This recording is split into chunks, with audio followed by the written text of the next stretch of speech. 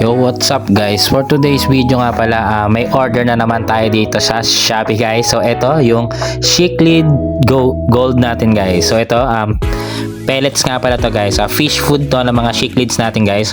Nakita ko lang to sa online, tapos ayan, hickory na food pellets, fish pellets natin guys. Ito ayan. Medium nga pala to guys. Ano ba to?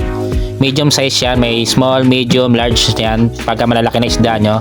So ito yung dalawang ano natin, naubos na kasi yung dalawang, yung ito pang Oscar fish naman yan. Ang Oscar Chiclids din naman yung American Chiclids.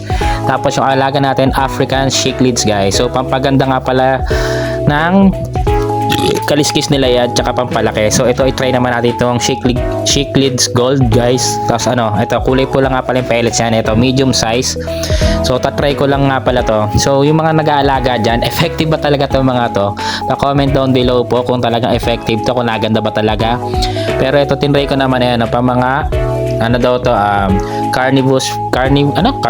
carnivorous fish. Basta yun na yun.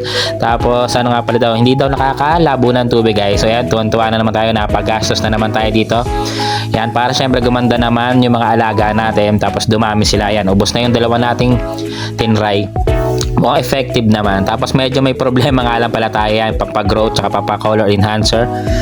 So ito nga pala yung matinding problema natin. Medyo napapalakas na tayo sa fish food na ito, yung mga pellets natin, tsaka medyo nagmamahal yung nabibili natin. So bala ko nang alisin to mga molly dito sa taas. Ililipat ko na lang yan sa baba para puro Chiclids na lang sa ibabaw.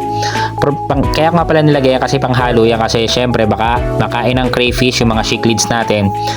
Pero yung mga molly yan, ordinary molly lang yan, mga ano ba yan? Yung mga molly natin. Tapos i-separate natin kasi 'di ba social yung mga foods nila, pang Chiclids yung kinakain nila, 'di ba? So ililipat na natin sa babayan. Tapos i-update ko na lang ulit kayo kasi para dito talaga sa mga Chiclids natin. Tapos may mga tip pa nga pala tayong Chiclids, yung mga obi peacock na Chiclids, wala pa tayo nun, medyo mahal kasi yon. Try natin yung next update natin. Tapos ito muna, yung mga molly muna, bala ko na talaga tong alisin kasi tingnan mo, parang sila yung lumalaki talaga. Tapos sila yung gumaganda dyan, diba? Tingnan mo isa, balloon molly, o taba-taba na talaga nila dyan. Kasi mga Chiclids ko, ayan, inuunahan pa yung Chiclids kumain, diba? Pero ano naman kasi niyan, yung anak ng molly niyan, kinakain din ng mga Chiclids. Pero syempre, separate ko na lang sa baba. Tapos yung maliliit, kuhulihin ko na lang siguro, ilalagay ko na lang doon, diba? So ito nga pala yan, para purong Chiclids na lang yung lalagay natin sa ibabaw guys. So ayan pa rin yung hammerhead natin, yung albino na hammerhead tsaka yung black na hammerhead natin, still kicking, buhay pa rin sila dyan guys. Ang gaganda nila, nakakawala ng stress to, diba? Magkaka peace of mind ka dito. So thank you for watching guys, salamat, hanggang dito na lang, pa like and share ng video na to, bye bye.